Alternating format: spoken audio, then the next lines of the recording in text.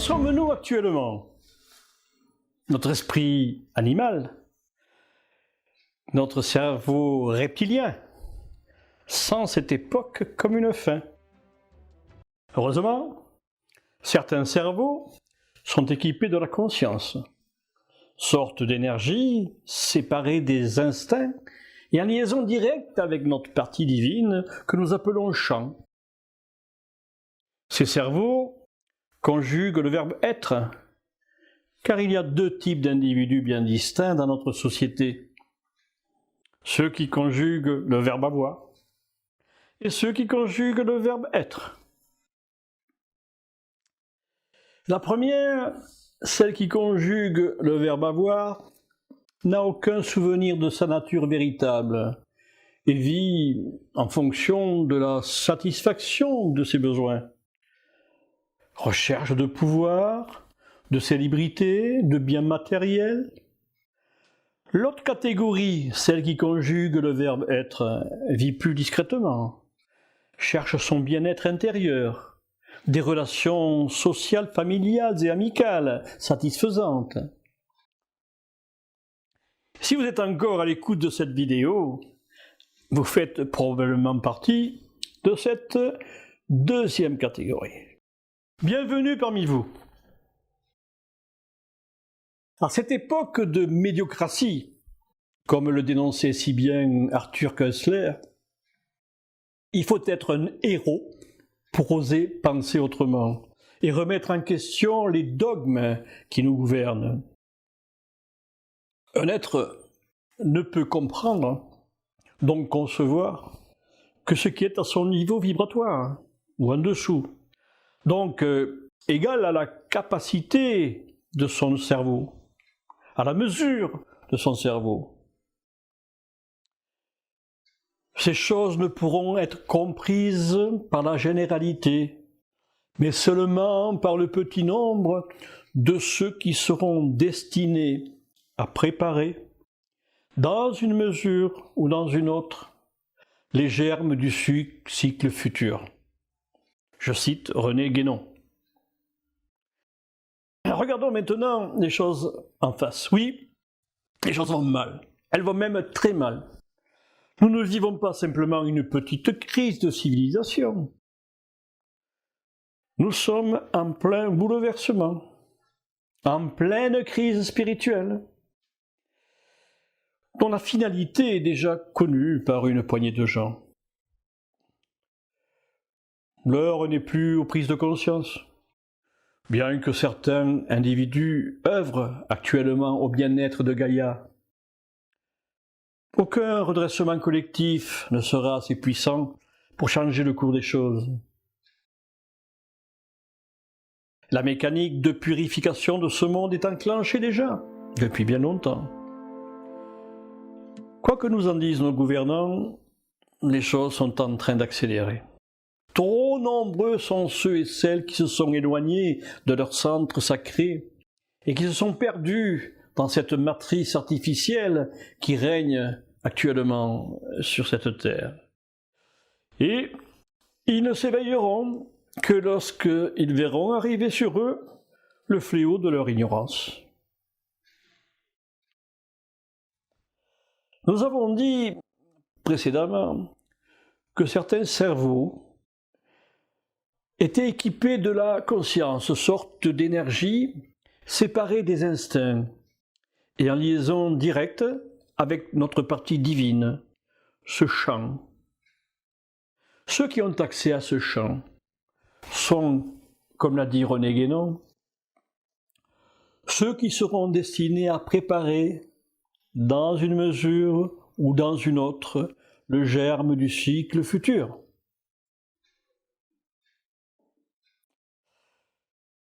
Il y a pléthore de noms pour le champ. Champ unifié, l'hologramme quantique. Max Planck l'appelait la matrice divine, la divine source. Le physicien et cosmologiste britannique Stephen Hawking l'appelait l'esprit de Dieu. Edgar Mitchell, astronaute, l'appelait l'esprit de la nature. Certains l'appellent tout simplement Dieu.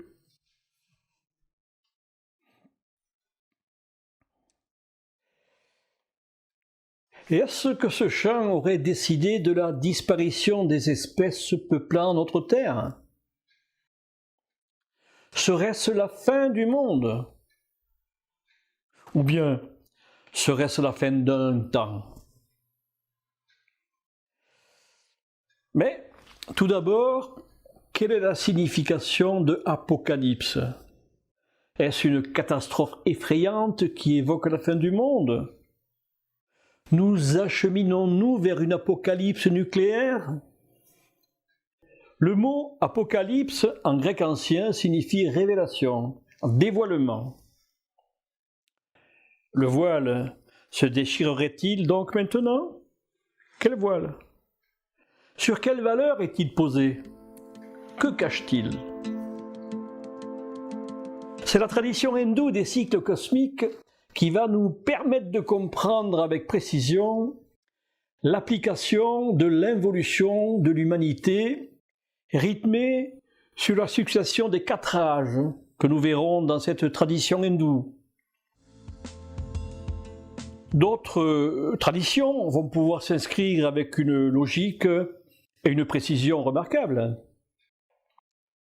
Nous allons écarter les supercycles de l'Inde, comme l'ère de Manu, 4 320 000 années, ou la vie de Brahma, qui atteint 2351 milliards d'années, ou le supercycle des Védas de 4 320 millions d'années, qui correspond d'ailleurs à l'âge que les géologues donnent aujourd'hui à la Terre.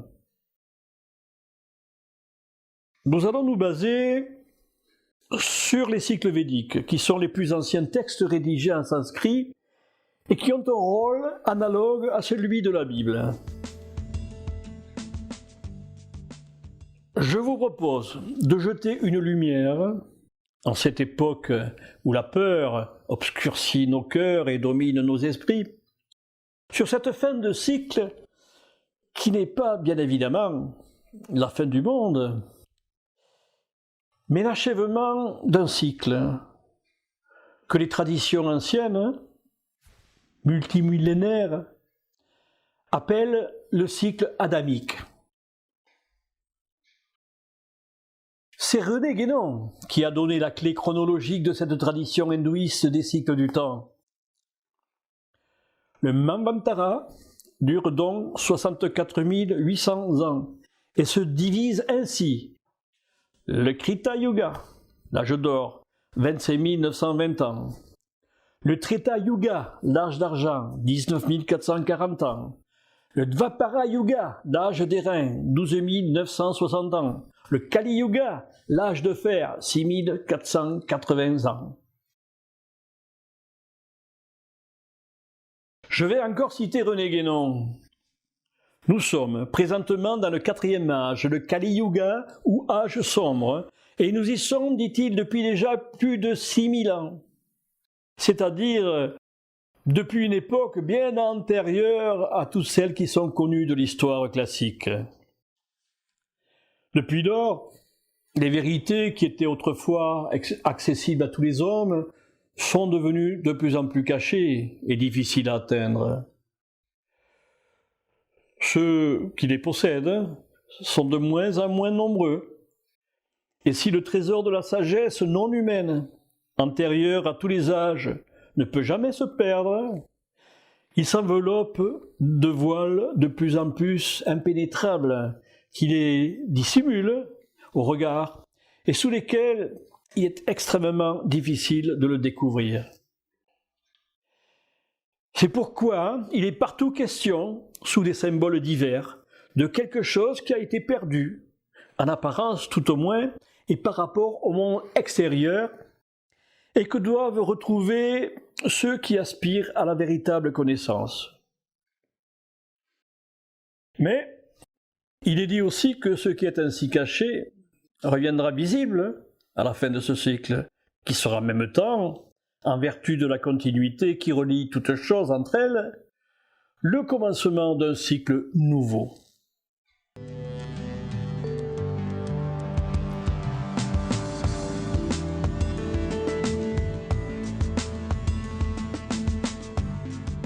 Vous avez tous entendu parler de l'âge de fer, le Kali Yuga. Plus précisément, nous sommes actuellement dans cette dernière partie de ces 5000 ans, de cet âge qui débuta en 3102 avant Jésus-Christ, au moment de la mort de Krishna. Et nous sommes en 2023 après Jésus-Christ, donc nous sommes à la fin de cet âge de fer, du Kali Yuga.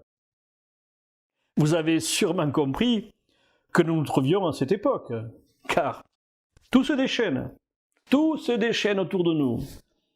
Au vu des événements qui se conjuguent tous ensemble, on ne peut en douter.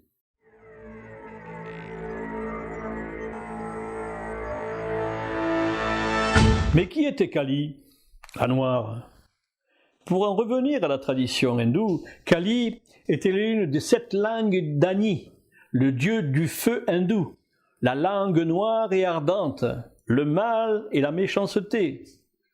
Cette divinité, à l'apparence aussi étrange que terrifiante, symbolise la préservation, la transformation et la destruction.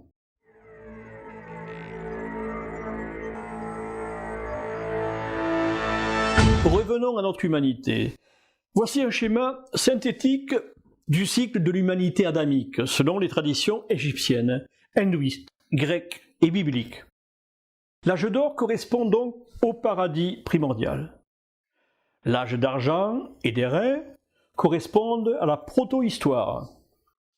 L'âge de fer à l'histoire, du déluge de Noé aux tribulations de l'Apocalypse.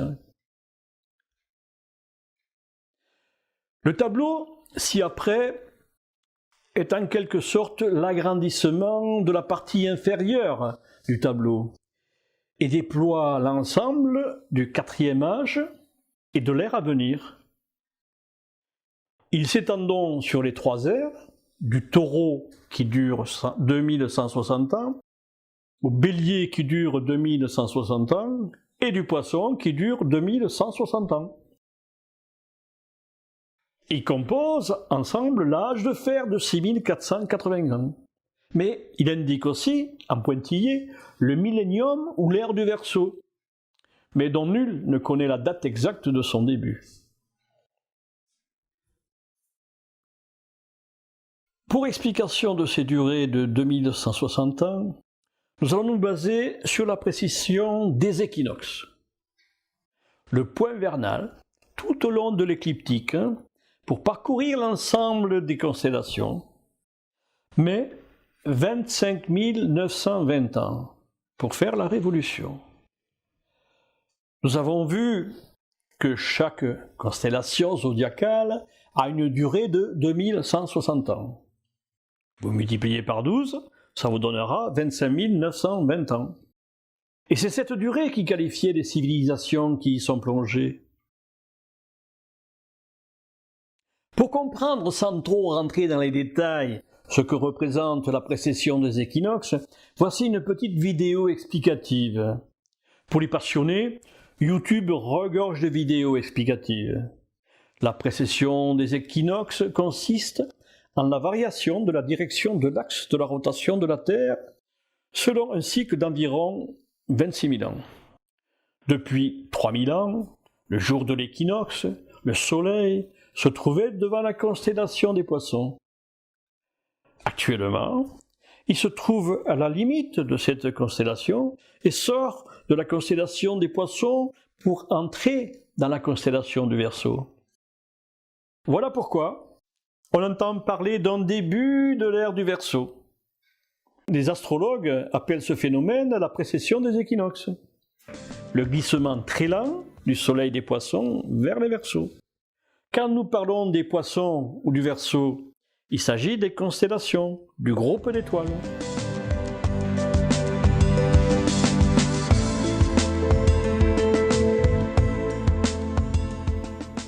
Et nous voilà donc tout à fait à la fin de l'ère des Poissons, dont on ne connaît pas la date exacte, probablement assez proche, au vu des événements qui se succèdent rapidement, avec des signes avant-coureurs qui sont bien présents actuellement.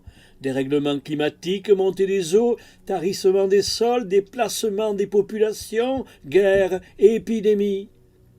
On me rétorque souvent qu'il y a eu dans le temps ancien des guerres, des disettes, des températures extrêmes, des épidémies, etc.